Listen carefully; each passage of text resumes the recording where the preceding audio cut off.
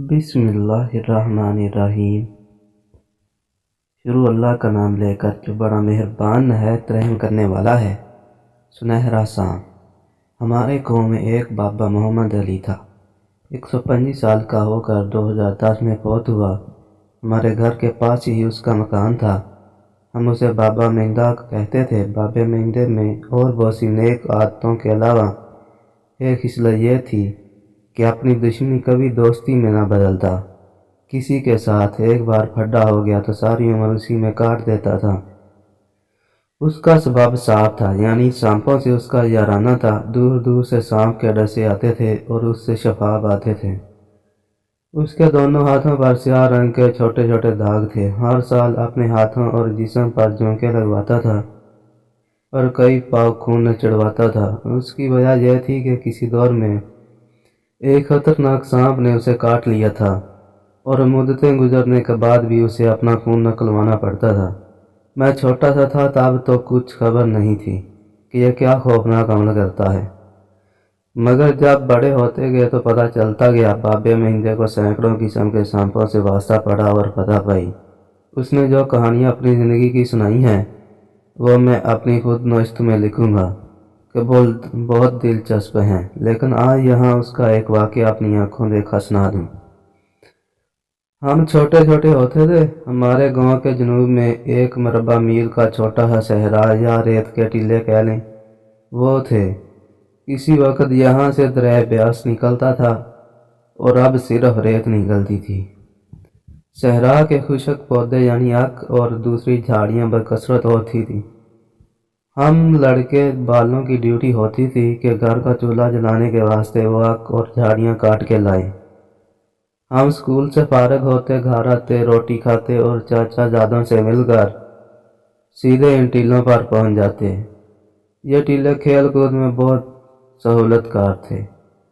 खरगोश, चूहे से, सांप और दूसरी हजारों बलियात यहाँ होती थी जिनका शिकार हम करते फिरते थे और ईंधन समेटते थे। एक दिन का वाक़या है कि हम दो भाई अली असगर, ये 23 साल की उम्र में एक्सीडेंट में फौत हो गया था, और मैं अपने दो चचा जादों अली अरशद और अली अख्तर के साथ इन टीलों पर उद्यम मचा रहे थे और एक आग के पौधे की जड़ें रेत से निकाल रहे थे। ये आग की जड़ें सूख कर दोजख के ईंधन की तरह जलती हैं और बहुत आग देती हैं। यह जगह एक बड़े से रेत के टीले की चोटी थी। हम रेत खोद खोद कर हाथों से और लोहे के रंबे से निकाले जाते थे कि एकदम एक सूख सी रेत में से उठी। हम फौरन डरकर एक झटके के साथ पीछे हटे। तब हमारी उम्रें 10 से 12 साल थीं। सूख इतनी तेज और खौफनाक थी कि हम बावजूद रोजाना की बलियात और सांप देखने वाले उस वक़्त काम के रह गए। थोड़ी ही देर में देखा तो एक नहायत जर्द रंग का सांप उसमें से नमूदार हो गया। यह सांप मुश्किल से 1.5 फुट का होगा और आधा इंच मोटा था, लेकिन इतना सुनहरा सांप कि अल्लाह अल्लाह। सूरज आसमान पर साफ चमक रहा था और यह सांप उसकी किरणों में इतना सुनहरा था कि यूं लगता था सोना फैला हुआ है। सोने के अलावा इसका कोई दूसरा रंग नहीं था। हम इससे काफ़ी दूर होकर खड़े हो गए। इस तरह का सांप चूंकि पहली बार देखा था इसलिए हैरान बहुत हुए। अब सोचा कि चलो इसे मारते हैं। मैंने दूर से एक लकड़ी उठाई और यूं ही सांप की तरफ बढ़ा। वो ऐसे ऊपर की तरफ उठा जैसे ज़मीन पर नेज़ा गाड़ दिया गया हो। उसकी जर्दी में पहले से भी ज़्यादा इजाफा हो गया। सांप की आंखें उबल कर बाहर को निकल आईं। ये आंखें इतनी खौफनाक थी कि कभी ऐसी ना देखी थी। मैं जल्दी से पीछे हट गया और अंदाज़ा लगा लिया कि सांप हमसे कहीं ज़्यादा ताकतवर और तेज़ है, लिहाजा इससे दूर ही रहा जाए और इसे इसी हालत में छोड़ दिया जाए। हमारी आंखें उससे दो चार नहीं हो रही थीं। हमने सब काम वहीं छोड़ा और घर की तरह रवाना हो गए, मगर दिल में हमारे खौफ बैठ गया कि अब इस सांप के यहाँ होते हुए टीले हमसे छूट जाएंगे। खाली हाथ घर पहुँचे तो वालदा ने डांटा कि ईंधन लेकर क्यों नहीं आए। हमने सब वाक़या दुगना बढ़ा चढ़ा कर सुनाया। तब वालदा ने कानों पर हाथ रखवाए कि आइंदा वहाँ पर ना जाएं। लेकिन हमें चैन कहाँ पड़ती थी। हमारे टीले हमसे छूटना अच्छा शुगन नहीं था। उसी वक्त भागे भागे गए। बाबा महिंदा अपनी चारपाई पर बैठा था। उसकी चारपाई पर बहुत साफ और सफ़ेद चादर बिछी हुई थी। तकिया भी सफ़ेद था और यह सब दूध की तरह रोशन होता था।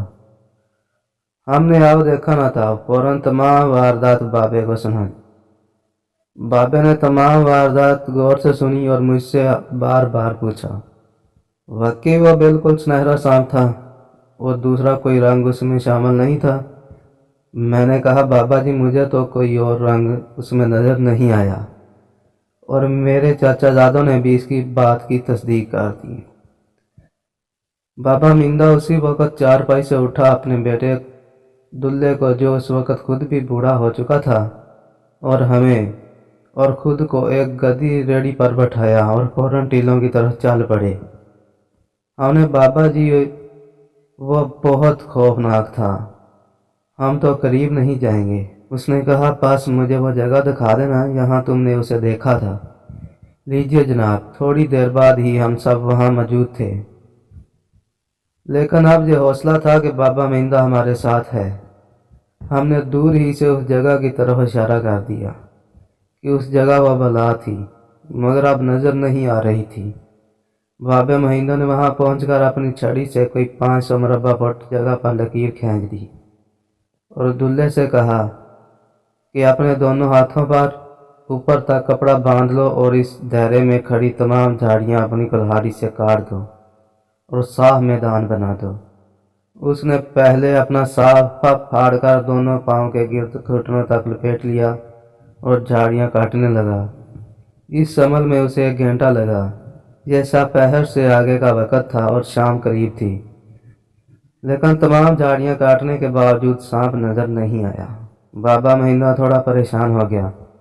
हमने कहा, बाबा जी, सांप कहीं दूर निकल गया होगा। उसने फिर मुझसे तस्दीक की कि वाकई वह सुनहरा सांप था। जब मैंने हाँ कहा तो उसने कहा, फिर ये इस जगह से दूर नहीं जा सकता, हर हालत में यही है। इतने में शाम होगी। अब बाबे महिंदे ने मुंह ही मुंह में कुछ पढ़ना शुरू कर दिया और उसके बाद दोबारा अपनी छड़ी से एक दायरा खींचकर हमें कहा, अब घर चलें, सुबह फिर आएंगे। अब जब तक इसे ढूंढ ना लूँ चैन नहीं आएगा।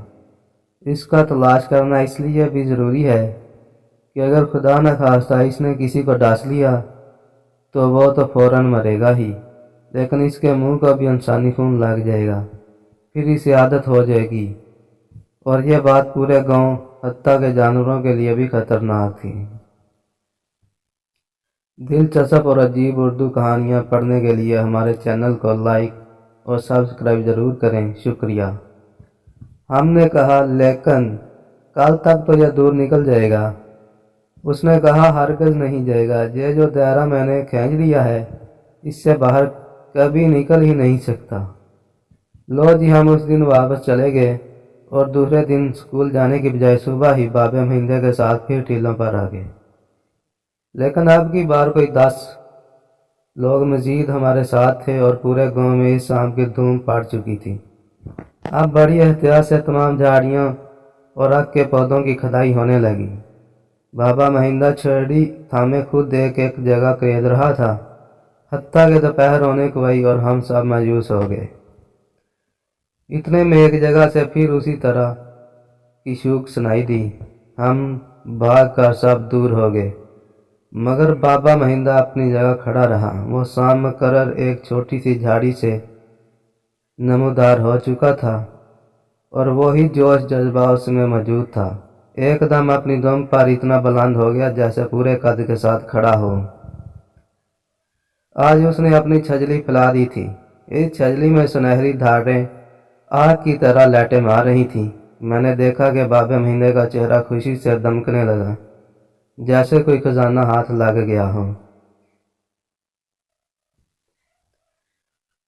अब हम सब दूर थे और फकत बाबा महिंदा और वो सांप आमने सामने मैदान में थे। बाबे महिंदे ने अपनी छड़ी से उसके गिर्द एक और दायरा खींचना शुरू कर दिया।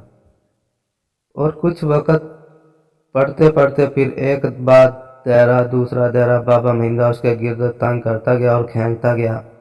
ہم نے دیکھا کہ بابا مہندہ جیسے جیسے دائرہ کھینچتے ہوئے مڑ رہا ہے، وہ سانپ پھدک پھدک کر پیچھے ہٹ رہا تھا اور اپنی چھجلی اسی طرف پھیر رہا تھا جس طرف چھڑی پھر رہی تھی، یہاں تک کہ دائرہ سمٹ کر 10 مربع فٹ میں رہ گیا اور سانپ اسی دائرے میں قید ہو کر رہ گیا اور وہاں سے ٹس سے مس نہ ہوا اور نہ دائرے سے باہر ہوا۔ اس کے بعد بابا مہندہ نے باہر کھڑے ہو کر اپنی چھڑی اس کی طرف لے جانا شروع کی۔ تب سانپ ایک ہی دم بابا مہندہ کی طرف اچھلا۔ ہمیں لگا کہ اب بابا مہندہ مارا جائے گا، لیکن بابا اپنی جگہ پر پہاڑ کی طرح جمع ہوا تھا۔ سانپ اچھل کر عین دائرے کے کنارے کے ساتھ اندر ہی گرا اور ایک ناخن برابر بھی باہر نہیں نکلا۔ ہماری حیرانی دو چند ہوگی کہ یہ لکیر کیوں پار نہیں کر رہا۔ آخر جب وہ نیچے گرا تو بابا مہندہ نے اپنی چھڑی آرام سے اس کے جسم پر رکھ دی۔ سانپ کو چھڑی لگنا تھی کہ وہ اپنے ہی اندر سمٹ کر گیند کی طرح گول ہونے لگا اور اکٹھا ہو کر یعنی سکڑ کر شانت ہو گیا۔ اسی عالم میں بابا مہندہ نے اس کے اوپر ایک موٹا کپڑا پھینک دیا، پھر چھڑی ہی کی مدد سے اسے اپنے کوزے میں ڈال لیا اور اوپر سے وہی کپڑا باندھ دیا۔ تب ہم سب گھر کو چل دیے۔ اب ہم نے بابا مہندہ سے اس سانپ کی خصوصیات پوچھی۔ اس نے کہا، بیٹا یہ سانپ جہاں اول تو اکلوتا ہے اور کسی سیلاب میں سے اترا ہے، دوم اس اکیلے سانپ کا زہر 100 کوبرا سانپوں سے زیادہ خطرناک اور طاقتور ہے۔ اگر یہ ہلکا سا چھو بھی جائے تو جسم میں خون ایک لمحے سے پہلے جم کر سیاہ ہو جائے گا۔ سوم اس کے زہر سے جب میں دوائی تیار کروں گا تو وہ ایسا تریاک ہوگا کہ اس دوائی کا ایک قطرہ زہریلے سے زہریلے سانپ کے ڈسے کو زندگی بخش دے گا۔ ایک بندے نے پوچھا، بابا جی زہر نکالنے کے بعد پھر آپ اتنے خطرناک سانپ کو کیا کرو گے؟ اس نے کہا، جب اس کا زہر کشید کر لوں گا تو اسے شکر کھلا دوں گا اور اس کے سبب سے چند ہی لمحوں میں سیاہ ہو کر مر جائے گا۔ اس کا نام کلساڑ سانپ ہے۔ اس کی آنکھیں ایک لکیر کو ایک خندق کی طرح دیکھتی ہیں، جس کی وجہ سے یہ اس لکیر کو پار نہیں کر سکتا۔ یہ بہت نازک ہوتا ہے، جب تک اس کے جسم کو کوئی چھڑی چھوتی نہیں یہ بہت خطرناک ہوتا ہے۔ اگر اسے ہلکی سی بھی کوئی شے چھو لے تو مست ہو کر لیٹ جاتا ہے، پھر اسی عالم میں کئی گھنٹے لپٹا رہتا ہے جب تک کہ اگلی صبح طلوع نہ ہو۔ ختم شد۔ ناظرین مزید ایسی سٹوری سننے کے لیے ہمارے چینل کو لائک اور سبسکرائب ضرور کریں۔ ملتے ہیں اگلی کہانی میں، تب تک کے لیے اللہ حافظ۔